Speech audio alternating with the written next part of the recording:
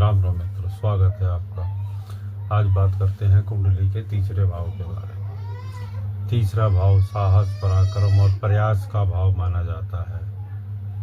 इसे सहज भाव भी कहा जाता है क्योंकि यह हमारे अंदर की प्राकृतिक क्षमता और हिम्मत को दर्शाता है। तीसरे भाव के जो हम मुख्य कार्य देखते हैं, क्या क्या कार्य हैं। तीसरे भाव से व्यक्ति की हिम्मत, जोखिम लेने की क्षमता, संघर्ष में लड़ने की शक्ति, ये सब देखा जाता है। जातक में कितना आत्मविश्वास होगा और निर्णय क्षमता कितनी होगी। यदि तीसरा भाव मजबूत हो तो जातक निर्भीक और कर्मठ होता है।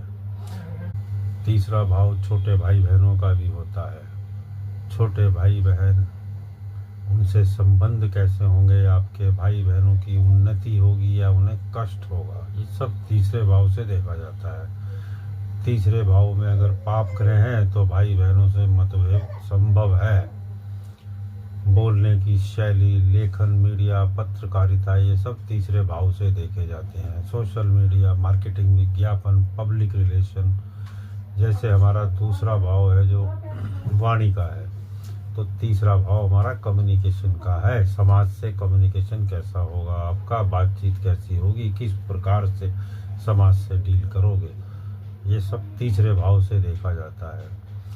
आपने कई बार देखा होगा स्कूल के अंदर बच्चे बड़े झिझकते हैं। कोई एनुअल फंक्शन है, कहीं पे कुछ यार दोस्तों में बैठे हैं, चुपचाप रहते हैं, कुछ नहीं बोलते, उनका तीसरा भाव खराब होता है। तीसरा भाव खराब होगा तो बच्चा शांत रहेगा, कहीं भी पार्टिसिपेट नहीं कर सकता हो। इस बात को आप चेक कर सकते हो। तो व्यक्ति अच्छा वक्ता हो सकता है, बोलने वाला हो सकता है। भाग्य से ज़्यादा कर्म पर विश्वास करने से जीवन में सफलता के लिए खुद की मेहनत, ये सब तीसरा भाव देखा जाता है। यह भाव बताता है कि व्यक्ति खुद के दम पर कितना आगे बढ़ेगा। छोटी यात्राओं का घर है यह। छोटी दूरी, जैसे हमें ऑफिस जाना है, बाहर घूमने जाना है, छोटा मोटा आसपास जाना है घूमने, ये सब तीसरे भाव से ही देखा जाता है।